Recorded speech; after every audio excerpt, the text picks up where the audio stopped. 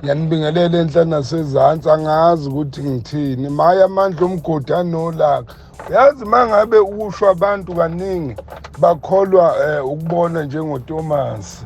Hayi kodwa ngiyathokoza ngoba Amandla omgodi alo eveza konke engikushoyo, alo enza konke futhi engikushoyo ebusuku mangiwathumile ukuthi awaqhube umsebenzi wosuku lwasebusuku. Maye-ke ngiyabaxolisela labafowethu abafuye le gang. Hayi phela nangi lo mfowethu bambambile laphana endaweni bathe kuseWaycom, bathe kusendaweni yaseWaycom, ubambekile nangu umfowethu bambamba-ke base-ke cha bayamosa. Eyi maye nkosi yami ngiyamdabukela-ke umnikazi wakhe ngoba nakuye kukhona amalahle kumele ukuthi awathole njengoba nangu ulokhuza eseshile nje into yakhe.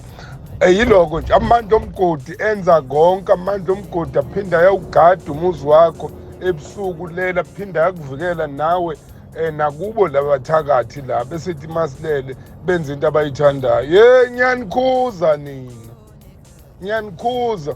Uyabona nje la ngilimisa ngesihloko, angesabi lutho ngoba ukubani kuthiwa ngiyasaba bengizothi SPCA khona icala azongibeka lona. Manje hawu nani phela ngoba lento le inomnikazi wayo, ukhona umuntu oyifuyile.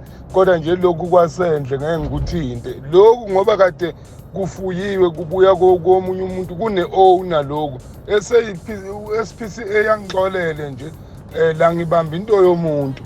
Kunjalo nje iy'nombolo engitholakala kuzo ney'nombolo kodwa kuzo Amandla omgodi it's 073 219 664 and iya WhatsApp futhi le nombolo mawukuthi Amandla okufona mafishane unga-WhatsApp nje.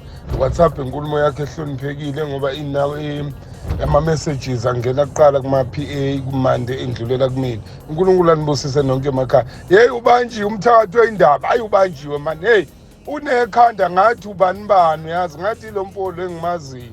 Heyi hayi banjiwe umthakathi wey'ndaba, banjiwe umthakathi wey'ndaba.